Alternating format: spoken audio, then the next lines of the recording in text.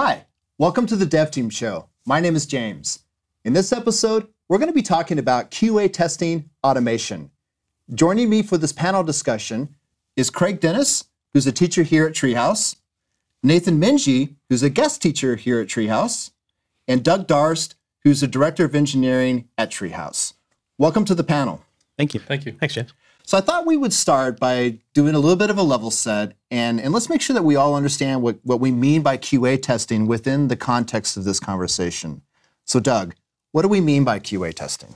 Well, QA is really a measuring body. They measure the software against requirements, and those requirements might be functional requirements, meaning what is the software supposed to do, and they might be non-functional requirements, meaning how is the software supposed to do that. So in terms of performance or scalability or security, quality assurance is really concerned with the processes that you put in place and methodologies that you put in place to ensure that you have quality built into your product as early as possible in the process, as compared to quality control, which is really at the back end of the process where you're trying to prevent bugs from getting out the door. So quality assurance is really that upfront proactive piece of the puzzle.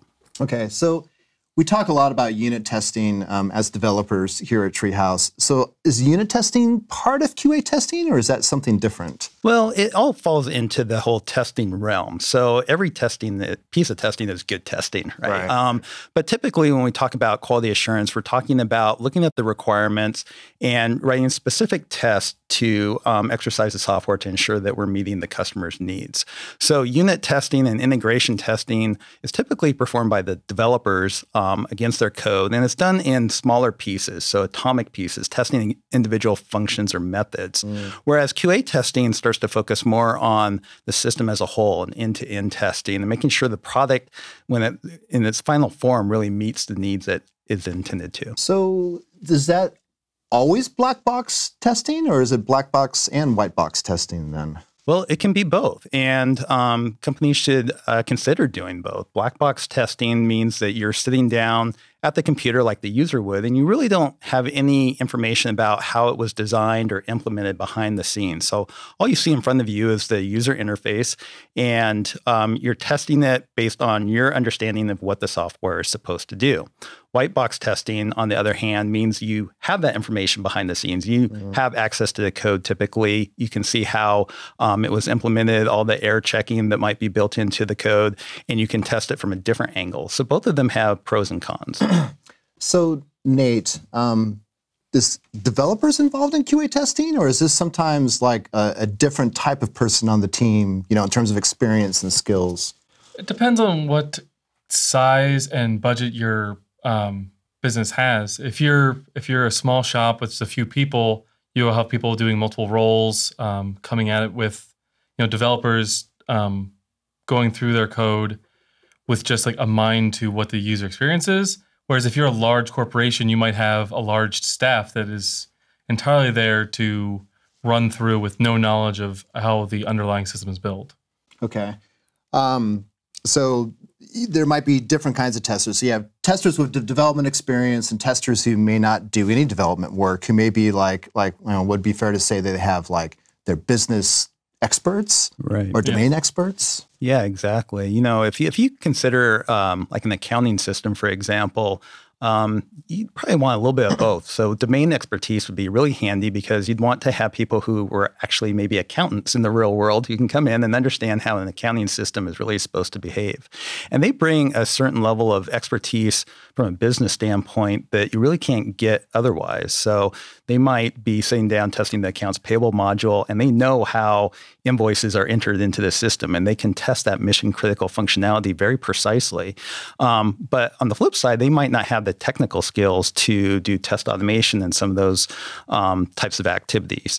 Conversely, people with a technical background can do the automated testing, but they probably don't have that deep subject matter expertise. Yeah, I think one of the things that comes into play with trying to decide who's doing what is the development cycle itself, right? Like how long does it take, right? You don't want to have a team waiting or testing a release right ahead of time. So Yeah, I think that I've seen the short release cycle work really well with support teams because they're critical of like, this is how the product needs to work. We need to make sure that this works no matter what. Like test this right here, sort of thing there. So you mentioned that QA testing, quality assurance testing, something should be done like early and often. So like how early? Like does that happen like pretty much at the beginning of the project throughout the lifetime? Yeah, I would suggest that it really should be. Even before the first piece of code has been written, you can be doing testing on the requirements. When we talked about quality assurance being proactive, you can look at the requirements and find potential bugs that you can prevent. And obviously, the sooner that you find the bug or potential bug, the cheaper it is to address. So when you're reviewing requirements, it might state something like, provide the ability to report on a list of employees in the system. But you could start asking questions around, well, how quickly should that be done? What if there's 1,000 employees? What if there's 1 million employees in the system? What should the performance be? And if there's a wait, what should the UI experience be? So you can start fleshing those sorts of ideas and concerns out up front rather than after the code has already been implemented and it's more costly to address. Yeah, it's interesting because in my experience, I can definitely vouch for having more of a waterfall approach, where the development team is kind of churning away at making the application or the website. And maybe there's like what I would describe as informal QA testing going on where the developers are kind of, poking and prodding at it and making sure things are working. But we work until we're like, all right, we feel like we have a release. Whether that's something that can actually go into production or not may be debatable, but it's some form of milestone, right? And we push that out to a staging server and then say, all right, now that version's in QA. So what you're talking about sounds a little different than that in terms of process. Yeah, I think it's really important to get QA, whatever that might look like in your company, involved early on. Just again, to find those bugs or potential bugs early in the process, and starts with requirements. And then you don't want to wait until the whole feature or application is developed before you get it into QA. You want to be testing in an iterative mode, getting that feedback to development quickly. One, because the developers' minds are kind of wrapped around that piece of code. And so there's not a lot of context switching as compared to if you wait a month before QA starts getting into it. Right. It's just kind of good practice to kind of be working in an iterative flow. And that way you're building quality and testing for quality the whole way.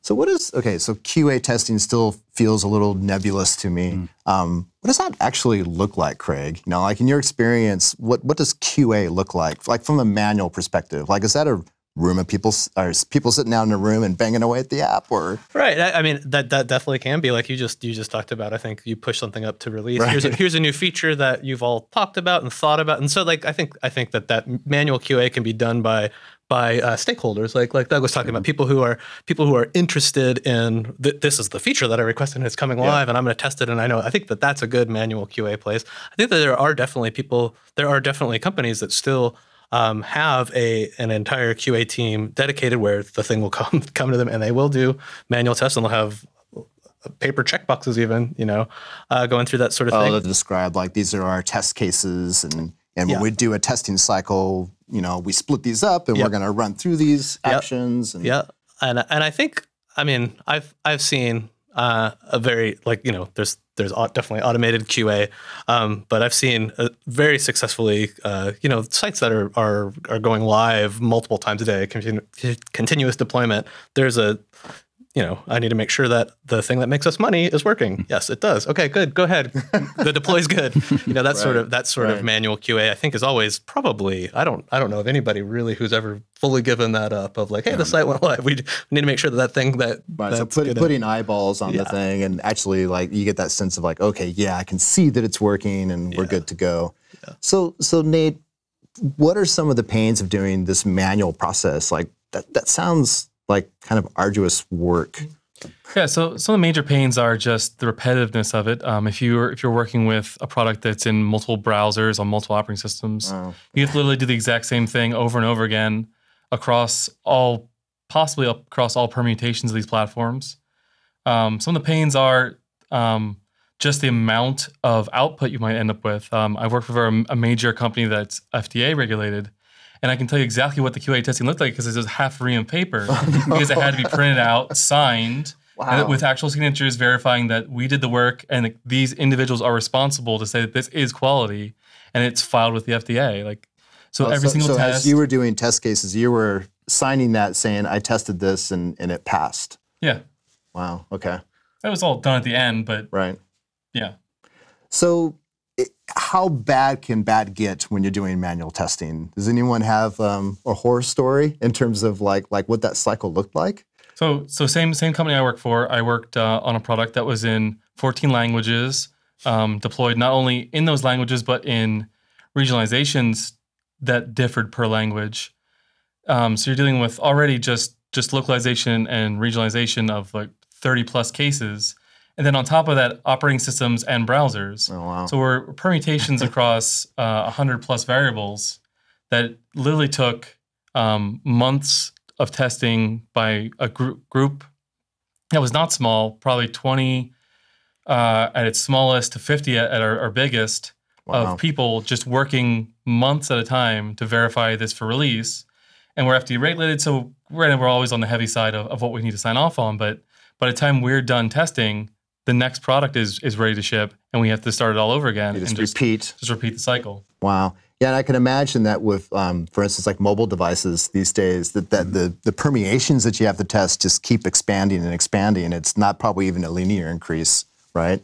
It's probably exponentially increasing. Yeah, every time you add a device that has any sort of flexibility, different multiple browsers on the same Android device, that's already dozens of permutations. Right. So let's talk about automation then, because that, we've mentioned it a little bit here and there. Automation can help a lot. But what does that look like? What are we talking about when we're saying we're going to automate the QA testing process? Well, it can really vary. Depends on what you have as a product and where you want to go with it. If you have the people, you can dedicate a team to just start going through your manual processes and writing code to just repetitively knock out these cases. Mm-hmm. But a lot of companies don't have the staff to have a dedicated team. So you've got a small manual group of people who are like in their spare time, which doesn't really exist in the first place, trying to automate some stuff on the side to get through their workflow. Right. So that's if you have an existing application with an established QA process, what you're suggesting is you kind of like almost moonlight the switch over to QA automated testing, and you just kind of slowly chip away at it, and maybe you get some momentum eventually. It's certainly not ideal, but it's a situation I definitely have seen multiple times where you just don't have the staff to dedicate to it. So you have to just slowly eke your way out, and you focus on your worst case, your biggest time consuming tests, and automate those out. And then with that time that saves you, hopefully you can write some more tests that save some more time, and slowly chip away at this massive block of testing until you have something that's manageable. So it sounds like regardless of where you're at in sort of the lifetime of, like, even if you're just starting a new application or new project, or even if it's a legacy application that's been being maintained for a long period of time, that automation can help in all those cases. Yeah, for sure. I think there's a lot of companies start off with a manual test group, and they do a lot of manual testing, and it's quick to get going with that, right? You can get some quick results, but it's also kind of hard to shift that momentum. Once you have that established, there might be a bias against leaving manual testing. Like Nathan was saying, it's hard to carve out the time to dedicate to automated testing, and having the skill set on your team to write that code. But I think he's absolutely right that you just have to start chipping away at some of your mission critical pieces of functionality that have to work, and really focusing on those, or things that are super time consuming or prone to error, to free up your manual testers to work on other areas of the application and use the automation as an accelerator for your testing efforts. Yeah, for sure. And and on that, I've never met a manual tester who doesn't want to do automation testing. So it's like there's always a benefit of like you're empowering people to learn how to code, and they're very excited usually about learning how to do it. And as long as it's, I think you can chip away at that. So to be clear, when we're talking about this automation piece, we're going to leverage some sort of tool, and there's probably a variety of tools that you can use to do this. But does that, you're actually talking about, for instance, if it's a web-based application, you're automating like browsing from page to page or from screen to screen, clicking buttons, filling out fields. Is that what we're talking about? Yeah, definitely. So to set up those test cases, typically you're writing code to do that. Is that true? That's true. Are there some tools that I feel like I've heard of tools, like I don't know if that's Cucumber or what I'm thinking of, that are more natural language? So yeah, Cucumber is what they call a behavioral-driven design tool, where you literally write out just natural human sentences, and basically under the hood, those sentences are interpreted into automated steps with the tool. Cucumber particularly, I really enjoyed because you could get your people who knew business of your product, like pure business analysts who didn't understand code. You could get them to write things out in a sort of verbose way that could easily transfer into Cucumber steps, which you could then, like a test engineer could then take and automate the whole system. But the big benefit is that it leaves the tests in a state that any person can just read them and exactly understand what everything does. You don't have to parse code. It's literally just reading sentences. When this, then that, given X, when Y, then Z. Right. So it's a structured language, but it's natural and broad enough that people don't feel too confined, and they're not looking at curly braces and semicolons, for instance, and getting kind of hung up on what that looks like. And, I've seen that used for a great place for like business logic, where you're like, what happens when you're logged in and you can't, are you supposed to be able to click that? And you're like, well, let's read the test together as a product team. Let's read, it's pretty neat tool. Tested documentation is a really powerful tool. Yeah. Huh, interesting. So is that like a common way of doing this, or is that still a little bit more fringy, in terms of how to go about this? In 5 this? different places I've worked, we only did it once. Okay. And I loved it, but that was also the only place where I was able to come in at the start and was heavily involved in the decision process. Everywhere else I've worked, I come in late and I have to work with what already exists. Right. So you might end up with more of a hybrid approach then. So if you have a blended team of some developers and some like business experts, stakeholders, domain experts, whatever the term that we're using there, collaborating.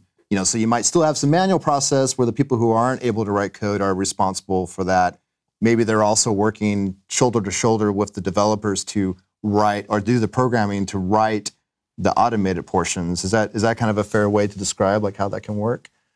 It certainly can work that way. I mean, there's no really one way to do this. Given your staff what you have, if you don't have technical people except for your developers, then basically developers have to write the automated tests. Otherwise, you're not going to have automated tests. Yeah, I would say that, in general, from a QA perspective, you want to be, one, transparent with all your testing and testing tools, but two, have a system in place that everyone can participate in the testing effort. So it's not just a responsibility if you have a dedicated QA staff to do all the testing. You want to bring in your development staff, your product managers, if you have them. Customer support is a great resource for helping to test because they know where all the problem areas are. But I agree with Nathan that use the right tool for the job. So you don't have to be locked into one tool and try to apply that everywhere. It's going to be a combination of tools depending on what it is you're trying to test. Yeah, no golden hammer, so to speak. Yeah, right. One of the gateway tools that I've seen work is I think it's Selenium that produces it. It's like a little browser plugin, and you click it, and it just kind of records your clicks as you go, and then it generates a little. It's like this is what you did in code below, and it's a thing that you can take a look at and be like, oh, I could see how we could put this across the site. So it's like that's a great sales tool. I think I've seen that convert teams from like, oh, maybe we shouldn't do manual testing if the manual testers can produce these sets of scripts, and then it just kind of works across. Right. Having a recorder, I can imagine that'd be huge because I could totally see how you can just say, hey, I'm just going to like install this thing and have you go through what you would normally do manually, but we're also going to capture some of that. And I can imagine there's probably some finessing maybe you need to do here and there.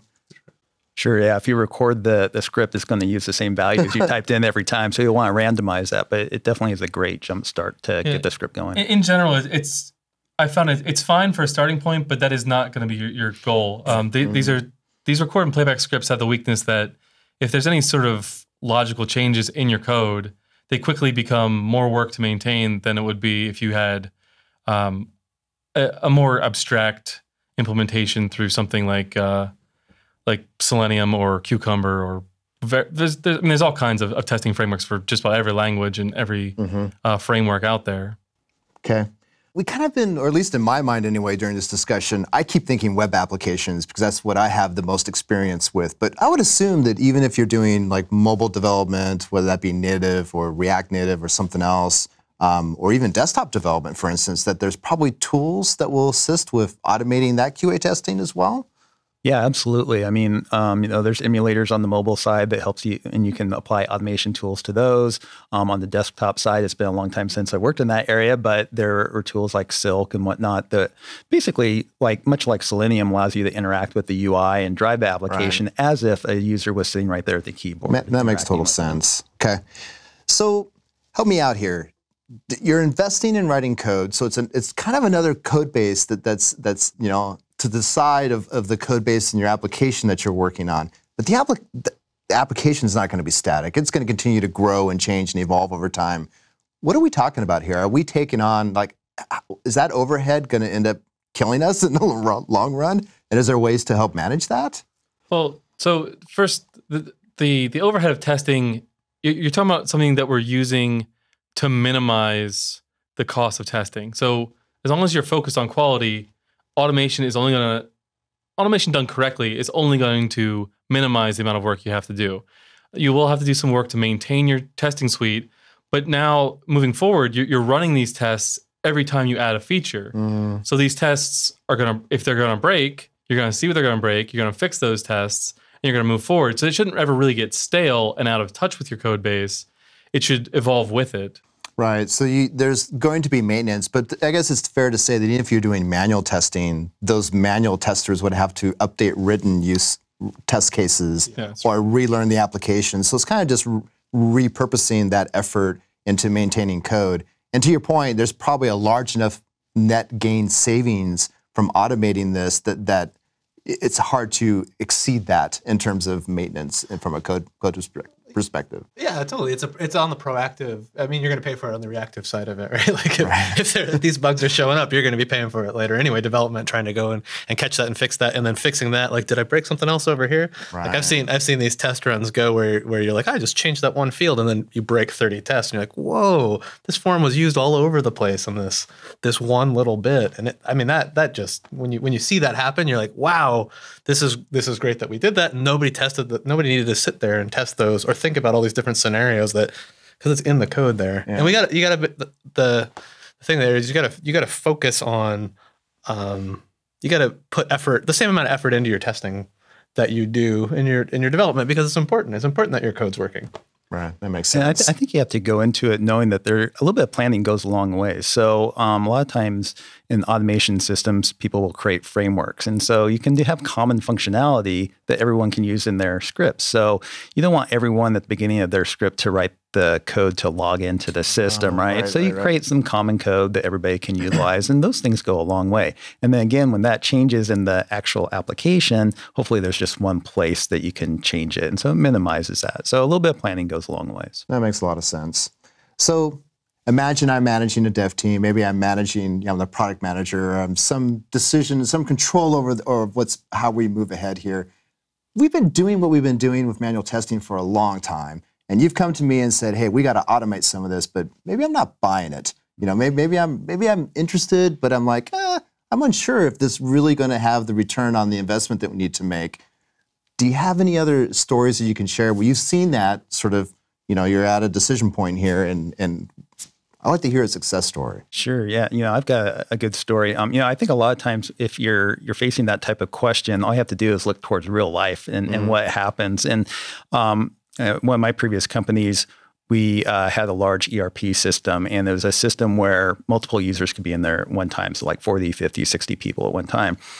And a bug was reported that occasionally a race condition would occur. So there'd be some type of contention over a particular record in the database or what have you. And it was very hard to reproduce, but it was very impactful in that when it occurred, it crashed the entire system and everyone got knocked out. So a very important bug. We tried to reproduce this manually, meaning getting our dev and QA staff and customer support staff. So very expensive. Right. It took a long time to get set up to begin with. Trying to reproduce it. Once we reproduced it, it was, oh, wait a minute. We didn't have enough debugging going on in the system. We didn't have enough logging to really understand what the problem was. So we got to do this all again, right? And so hours and hours and hours of investment. Fortunately, we had the foresight of, on the side, having engineers writing some automated tests to do this exact same thing. And eventually we were able to reproduce it more frequently and with less effort. And so it started paying for itself right there. But then beyond that, once the fix was in place, we could use those same scripts and let them run 24/7 for an entire week and make sure that that race condition didn't occur again. And then, a third point is that could then be added to our test suite and run every time we do a release. Right. So something that we didn't have in place that took some time to do really got rid of the need to have this massive manual testing effort that just wasn't sustainable. There's no way you could do that on a regular basis, and you certainly wouldn't want to run it for 24/7 for a week to make sure the bug was really gone. So, automation can just solve those types of volume and those speed issues that you're trying to deal with when you're talking about people and only being able to work 8 hours a day. Yeah, having done a lot of manual QA testing, especially that involved the domain experts. It'd be really nice to know for a fact that when you run your automated QA tests, that they actually were ran, what were the results, instead of having to sort of fingers crossed, that everyone is doing, in lieu of having, signed pieces of paper that said I did this thing, right? Right. That would be really great. As from a developer's perspective, just having that sort of that it ran, whether it passed or failed. There's some really interesting tools that exist now. I know we use Coveralls where I work right now, and it actually is just a website that our test coverage goes to. Our tests run, and it generates a report. That report gets hosted on Coveralls, and we can go back at any moment of any day on any build, really. We can see what was the test coverage, what tests ran, what were the results. There's really, it's continuing to evolve, but it's amazing what convenience is being built into the testing frameworks these days. Has anyone had the experience of implementing automated QA testing and actually can tie that or associate that to happier users, users feeling like things are more stable or that the product is better? Is that something you've been able to see that association so strongly? Or I think it's maybe a qualitative association, right? And so I think when your QA staff is sleeping well because they know that the tests are all passing, I think that alone is worth the money. But certainly, like Nathan was saying, when you have the transparency into the test results and you can rerun these tests whenever you need to, and even things where you're at the end of a release cycle and all of a sudden you've got to fix a bug, you don't have time to rerun all your tests manually. Or maybe a new operating system version comes out or a new browser version comes out and you got to rerun these tests. Well, nobody really plans for those sorts of things. And so you don't have time for it. And so there's a lot of peace of mind knowing the new browser just came out. We can do a full regression of our application and have confidence that it works. Or if there's a bug, we're going to be the first ones to find it and not our end users. That is great. Yeah. So I saw right there, you hit on something there about, I think that it also allows for better release cycles, right? So if you're asking specifically about what your users are expecting, you can release more quickly because you know that everything's there. You don't have that, you don't have the QA period there of traditional waterfall, like you had said, where you can release a new feature on Wednesday and Thursday and Friday because, the tests are working, right? And you get in the habit of writing those tests alongside of it, and you know that that's going, and you can show that the business logic is working to everybody who's concerned about that feature going out or not. That's interesting. So you have an issue that says add this feature, and part of completing that feature is you have the automated QA test that goes along with it, along with your unit test from a development perspective and so on. Right. Yeah, that's great. Okay, so for anyone who's now convinced I have to automate my QA testing, any final advice, for how to get started? Well, I guess one of the things that I would just reiterate or emphasize is, again, if you have a QA team, it's not just the QA team's responsibility. Bring everybody into the effort. Development, certainly product management, customer support.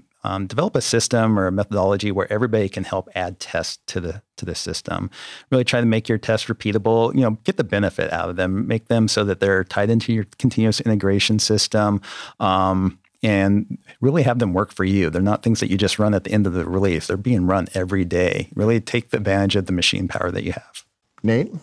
Yeah, I think the main thing is to just look at your ROI on it. Is just find what your biggest pain points are. And that's where you start. And you just move down the list of worst case offenders for what takes your time to validate. Okay. Craig? I think it's important to respect the tests as code the same way that you treat your other code in the system, like show that same level of respect and that like reviews. Yeah, totally. And best practices, right? Hey, this is duplicated here. Why are we duplicating that? Let's figure out a way to make this. Let's make good fixtures. Let's make it fun to write tests. That's something that happens too. I see that people sometimes you'll get into like it's kind of a mess to write this test, and I don't want to take the time to make it more fun, like and take into the software the same way that you would in developing a component. Make a nice, same thing with the test there. Excellent. Well, thanks for joining the discussion today. Great discussion, and thanks for sharing your experiences about QA testing and QA testing automation. Great. Thank you. And thanks for watching, and be sure to check the notes for this video. We'll have resources listed there for QA testing, to learn more about QA testing, or to learn more about automation of those QA tests. Also, be sure to rate the video and let us know how we're doing. See you next time.